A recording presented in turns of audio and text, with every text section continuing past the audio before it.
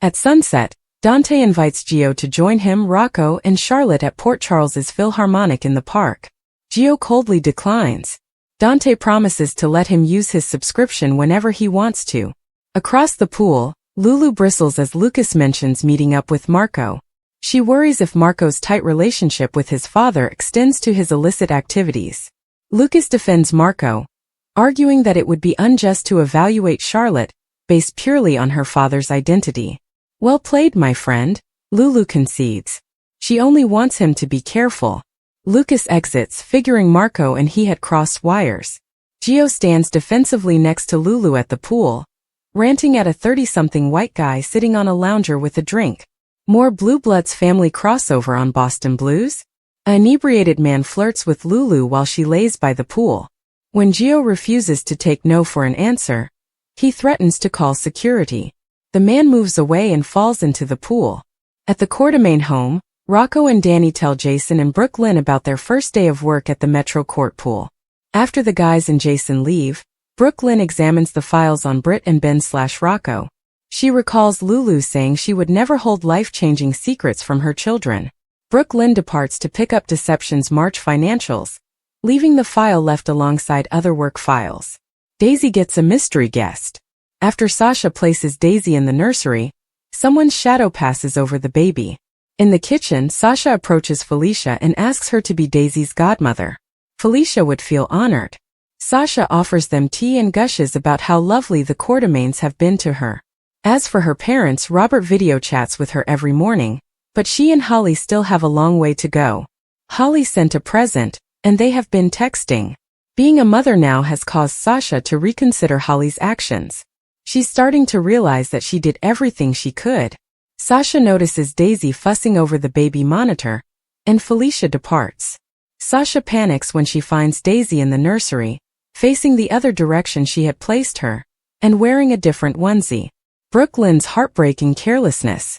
Dante discovers Rocco and Danny telling Jason about Joe's refusal to let them swim in the Metro Court pool. Dante reminds them that they need to behave like employees, not entitled jerks. The boys agree, and their fathers send them to swim in the pool in their backyard. Dante corrects Jason's misconception regarding his hands-off parenting approach.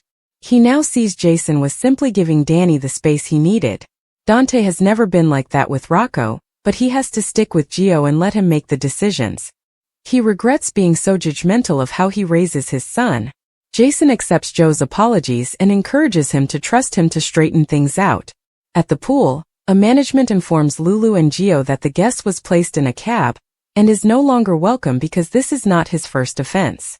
He applauds Gio for taking him out of the pool. A heartbroken Brooke Lynn watches unnoticed as Lulu casually jokes and laughs with Gio. Danny and Rocco return to the mansion via the pool. Danny takes Brooke Lynn's files and gives Rocco the one with his name on it. Marco panics and the mobsters plot. At the law office, Marco persuades Natalia to acknowledge she is leaving the country. He deduces Sunny was behind it and worries he intends to kill her. She says it is not who Sunny is, but Marco deems her delusional.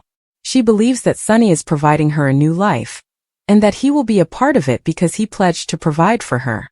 Marco becomes concerned about negotiating a deal with the ADA that Natalia never intended to honor. He might be imprisoned. Lucas's presence interrupts them, and a furious Natalia begins to leave.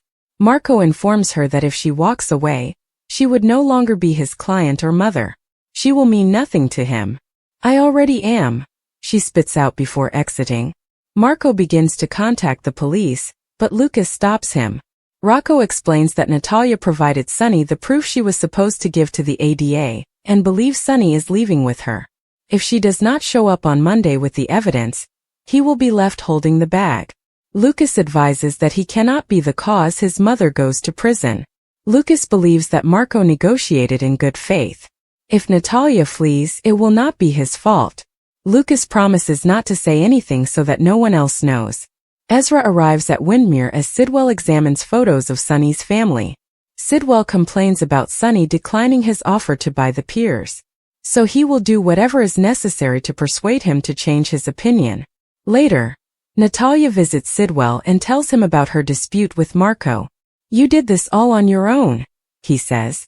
She wants him to keep Marco out of his filthy business and avoid subjecting their son to the same fate. Sidwell stews over a photo of Sunny after she goes. He takes a step to the parapet and looks out with a somber expression.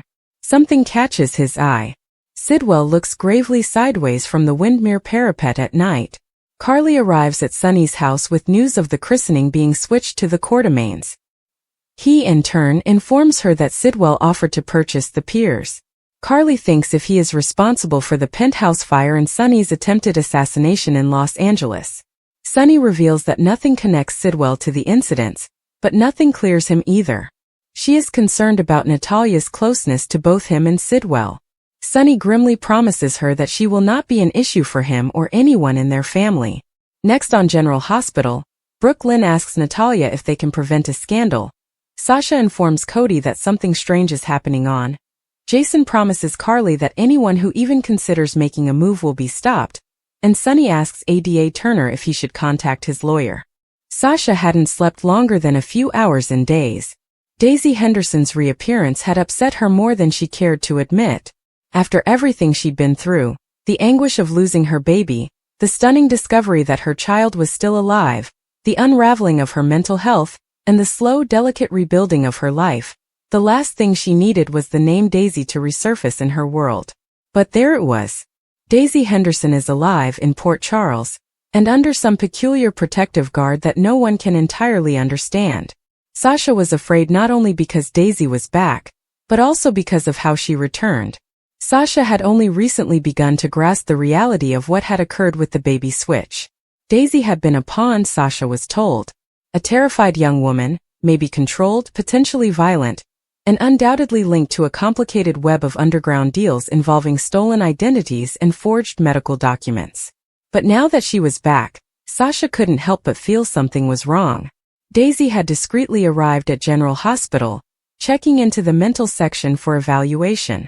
The staff kept things quiet, but Sasha learned from one of the nurses she'd bonded with that Daisy was claiming memory loss, chunks of her life gone, faint recollections of a hospital, a child, and a guy urging her to forget. Sasha couldn't shake the feeling that Daisy knew more than she was letting on. The panic grew gradually. Sasha began to consider all of the possible outcomes of this situation. What if Daisy knew knowledge that hadn't yet been released? What if someone is still pulling her strings behind the scenes? What if the reality they thought they knew, the story they'd pieced together about the baby swap, was only half the picture? Maxie saw a shift in Sasha immediately away. They were supposed to be discussing Deception's new campaign approach, but Sasha was distracted, jittery, and flinched every time her phone rang. Maxie has had enough. Sasha, what's going on? She asked as she closed her laptop. Sasha hesitated. This is Daisy. She's back. Jage, they say she's unstable, but something doesn't seem right. I keep thinking she knows more. I can't go through this again, Maxie. Maxie's gaze softened. She realized how much Sasha had already been through. Okay, she replied. Then we do it jointly. Whatever it is, we will figure it out. Daisy, in a corner room of General Hospital's psychiatric unit, perched on the edge of her bed, peering out the window, her arms securely wrapped about herself. Her countenance was neutral, but her eyes were filled with something deeper, perhaps uncertainty or terror. She rocked gently, not enough to draw notice, but just enough to calm whatever was going on inside her. She would occasionally murmur a name. Sometimes it was Liam, sometimes it was Rose, and only once was it Victor. The staff felt she was just another trauma sufferer attempting to recreate her identity. They kept her under observation, administered minimal medication, and waited for clarity to emerge. Daisy did, however, receive a visitor that night, after visiting hours had finished and the corridors had become quiet. He did not pass through the front desk. Nobody saw him walk in. He looked like a ghost, silent, clad in a charcoal gray suit that merged with the dark corridor lighting.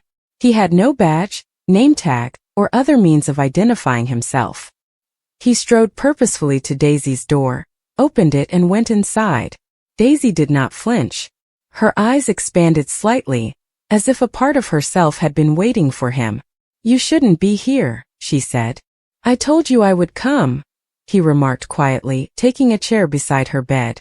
You remember more than they think. She stared down at her hands, fidgeting. They are asking inquiries. Sasha saw me.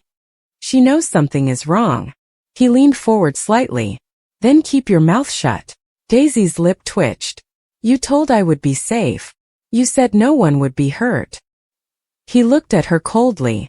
I mentioned you'd be handy. That is not the same thing.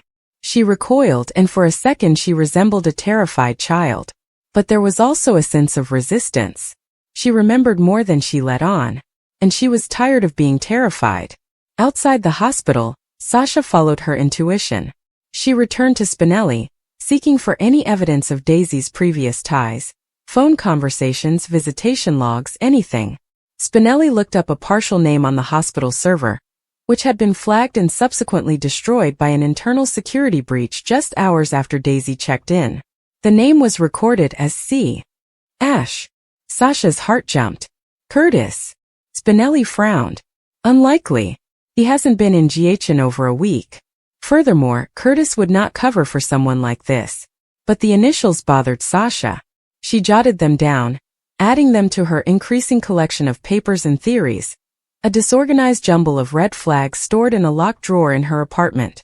Sasha began documenting everything since the first twist in her baby's journey. She trusted herself more than anyone else right now. Meanwhile, another storm was forming near Port Charles. Rocco Falconeri had been lingering around the Quartermain estate after school, waiting for his mother to finish a phone conversation, when he noticed something in Brooke Lynn's satchel. A manila packet, protruding just enough to pique interest. It bore his stepaunt's name as well as an unfamiliar emblem that appeared to be official. He was not snooping. Not really. He told himself this as he slipped the folder out and opened it behind the garden wall. There were files within, including pages of old medical records, contracts, NDAs, and something penned in Brooke Lynn's rushed script. Rocco read the first page and his stomach wrenched. It mentioned a clinic, a word he'd only heard muttered in the halls of Windmere or behind closed doors at his mother's house. It was about Brooke Lynn's voice, how she'd lost it, how someone had paid off the doctor to keep quiet about the true surgery, and how another person's identity had been included on the insurance. It was a cover-up. Before he could continue reading, he heard Olivia scream for him and immediately shoved the file back where he found it. But he couldn't undo what he had read. Brooke Lynn had something major to hide. Part of him wanted to tell someone. What about the other part? It wanted to learn more. Rocco was no longer a small kid. He'd gone through enough. Losing Lulu to a coma, witnessing Dante spiral and recover, and dealing with Charlotte's mental games. He was beginning to realize that secrets were not only for adults. Secrets resided in the crevices of this town, and if you didn't uncover them, they had a habit of erupting when you least anticipated. Back at the hospital, Sasha paced outside Daisy's ward, pondering whether to enter. A nurse attempted to stop her, but Sasha displayed her volunteer badge and claimed she was only there to observe. Daisy was still reeling from her visitor's departure. She looked up as Sasha entered, and for a brief instant, recognition flashed behind her glassy gaze. Sasha did not wait. You know who I am, she stated softly. Daisy blinked. You remember what happened with my baby? Silence. Daisy said in a scarcely audible voice. He wasn't supposed to live. Sasha's breath caught. What do you mean? She insisted, coming closer. Who told you this? Who assisted you? Daisy began shaking her head rapidly. I cannot. He said I was going to disappear. Like the others. Sasha struggled to keep her voice calm. I can defend you. But you must tell the truth. Daisy stared at her, her eyes wide with horror. They're watching. Always. Even now. Just then the door behind them opened, and Sasha turned around. A nurse entered, followed by a security officer. Miss Gilmore, I am afraid you will have to depart. Miss Henderson needs to rest. Sasha protested, but the security guard remained strong. She returned her gaze to Daisy, but the youngster had already curled back into her protecting shell, eyes tightly shut. Later that night, Sasha got an anonymous text message. Stop digging. Allow Daisy to go. Final warning. She glanced at the computer, fingers trembling and heart beating in her ears. Across town, Rocco sat in his room, staring at the ceiling, the contents of the folder still etched in his mind. He couldn't question his father because Dante was so close to everything. And he was unsure how to approach Brooke Lynn. But he realized it wasn't just about her voice. It was all about power and duplicity, with someone pulling strings behind the scenes. It could have been nothing to do with Daisy or Sasha's kid. Or everything. That night, pieces were moving throughout Port Charles. Sasha is armed with instinct and desperation. Daisy is stuck between dread and the frail truth. Rocco is on the verge of learning something too large for him to fully comprehend. And whomever had come to see Daisy, whoever had wiped the hospital tape and left a trail of threats, was still out there watching. One thunderstorm had passed. But another was just starting. According to the latest General Hospital spoilers on Friday, June 27th, ADA Justine Turner will taunt Sonny Corinthos about his impending demise, and leave him wondering if he should contact his attorney. Of course, Sonny is unconcerned since he intends to bury the evidence Natalia Ramirez discovered and deport her to Belize, but ADA Turner is unaware of Natalia's escape. In terms of ADA Turner, Natalia intends to go with the agreement Marco Rios prepared for her instead. Unfortunately, there will be additional issues on Friday's GH episode. Brooke Lynn Quartermain is expected to uncover the same worrisome Sonny-related financial information that Natalia discovered. That will cause Brooke Lynn to fear over the scandalous ramifications of everything, and Natalia will become entangled in the crisis. Brooke Lynn and Harrison Chase will also understand something on Friday's episode, so we'll see if it fits into Natalia's escape plan or something else. Next, let's chat about Daisy as her christening is coming up. After Michael Corinthos complains to Jocelyn Jacks about Willow Tate, Joss will tell him to focus on Daisy. It would be a shame to allow all of this Willow talk ruin Daisy's wedding, so Michael may put his old flame out of his mind, at least for now. Speaking of old flames, Portia Robinson may press Curtis Ashford to talk about Jordan Ashford. Although Portia believes Curtis should set some boundaries, he will not be interested in fighting for their marriage, or pushing Jordan aside right now. The most crucial thing is to neutralize Drew Kane, which Curtis may remind Portia of. Portia exploded at Jordan during their recent poolside confrontation, so Jordan will fill Anna Devane in on the details. Jordan will feel compelled to distance herself from Curtis, especially as she struggles to make sense of what is going on in her heart. After Jordan admits she can't be around Curtis anymore, Anna will offer some advice. It turns out Anna will also have to answer some difficult questions later, which could lead to more ADA Turner tension. Meanwhile, Cody Bell will detect some peculiar Sasha Gilmore Corbin vibes, and agree that something unusual is going on at the Quartermain estate. Sasha may explain how someone turned Daisy around in her crib and changed her clothes, giving Cody an opportunity to react. Will Cody volunteer to assist Sasha investigate, or will he dismiss it as a misunderstanding? Before Daisy's baptism, Jason Morgan and Carly Spencer will reflect on some wonderful memories. Maybe Carly and Jason will remember when Michael was the same age as Daisy. Carly will also brief Jason on her Jen Sidwell concerns, but Jason will promise to shut down anyone who makes an attempt. That includes Sidwell and anyone else who could try to pull something off, especially since everyone has assembled for this big occasion.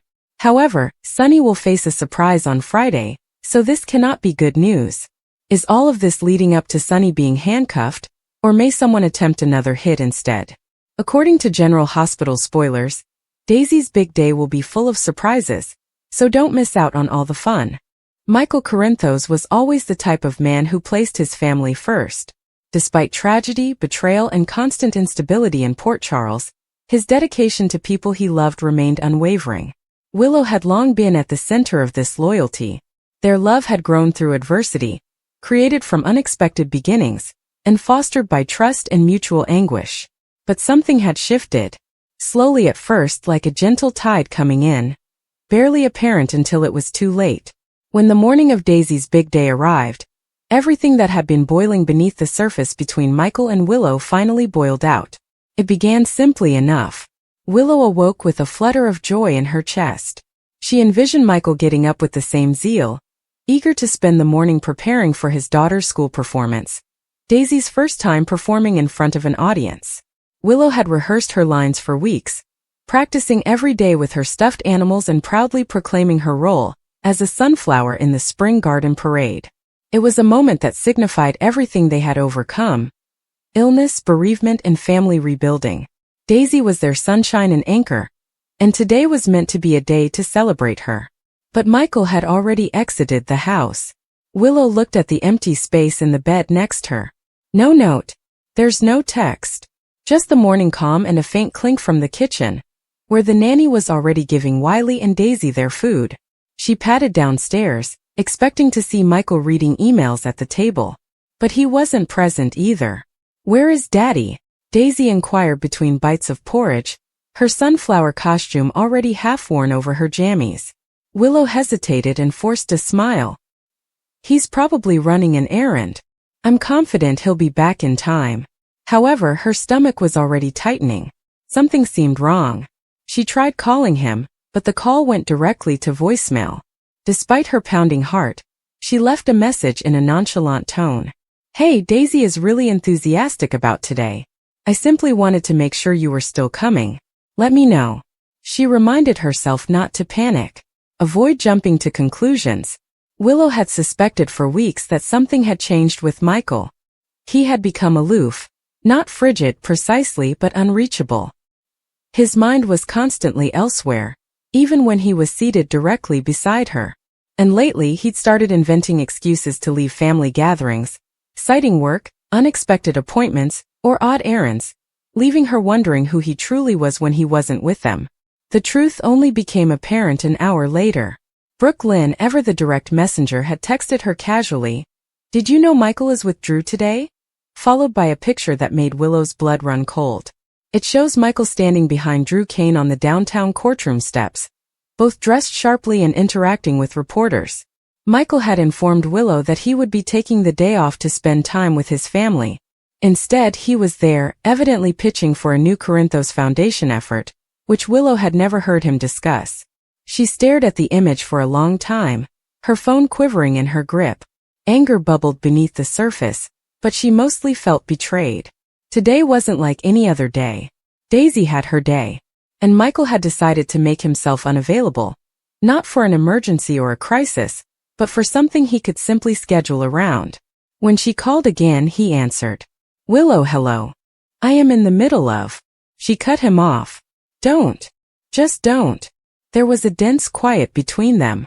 "Are you really in the courthouse with Drew right now?" she inquired, her voice tense. Michael sighed. "It came up at the last minute. It's important. We're trying to get an agreement for." "For what?" she snapped. "More power? More press? Is it more crucial than your daughter's first academic performance?" He was quiet again, and that stillness spoke more than any apology he could have given. "I'll try to get there before it ends," he finally admitted, but it was too late. Willow did not wait for his promises. She hung up. The performance itself was a blur. Daisy stood tall in her bright yellow costume, waving from the stage as she confidently delivered her 2 short lines. The parents around her clapped and grinned as cameras flashed. Daisy, on the other hand, scanned the audience for Michael, skimming past Willow with each glance. Daisy returned to the house and asked Willow the question she had been dreading. "Did Daddy get furious at me?" Willow reached down and took her daughter's face in her hands, stroking a strand of hair from her forehead. "Oh, sweetie. No. Daddy is simply busy. It's nothing to do with you." But as she spoke, something inside her shattered. She grew tired of making excuses, tired of shielding Michael from the consequences of his absence. Willow was ready for Michael when he returned home later that evening. She did not meet him at the entrance. She did not pretend to be fine. Instead, she handed him a tiny envelope containing the drawing Daisy had done of her on stage. She had sketched 3 characters in crayon. Herself, Willow, and a large empty space next to them, all with scowl faces. Above it she had written, "Where is Daddy?" Michael stared at it and swallowed hard. "I didn't mean." "You missed it," Willow stated plainly. "You've missed her. And she noticed. I told you this thing with Drew." "I don't care about Drew," she stated, pushing forward. "I'm concerned that every time I turn around you're somewhere else. Not just physically but emotionally. You've been checked out, Michael. I feel like I'm raising our children alone." His jaw stiffened. "That's not fair. Isn't it?" she asked. "You used to be the only person I could count on." The person who turned up when everything else was falling apart. What about now? You are constantly gone. And when you're here, you're distracted and secretive. Do you know how many nights I've stayed awake thinking whether I did something wrong? I am wondering if you even want to be here anymore. Michael didn't respond. Not right away. His quiet was starting to seem like a familiar wall she couldn't break through. I've given you space, Willow added. I've allowed you to pursue whatever your new mission is. But you left our daughter hanging today, on a day that was important to her. And I can't keep doing it alone. She did not cry. She didn't shout. She simply stood there tired. Michael's voice was low when he responded. I did not intend to hurt her. Or you. But you did, she replied. And I don't know what that means for us anymore. That night, they did not sleep in the same bed. Willow took the guest room. She sat there in silence, watching the moonlight through the window and wondering how things had gotten so bad so soon. They had previously created something out of pain. A family from ashes. But the distance between them seemed enormous now.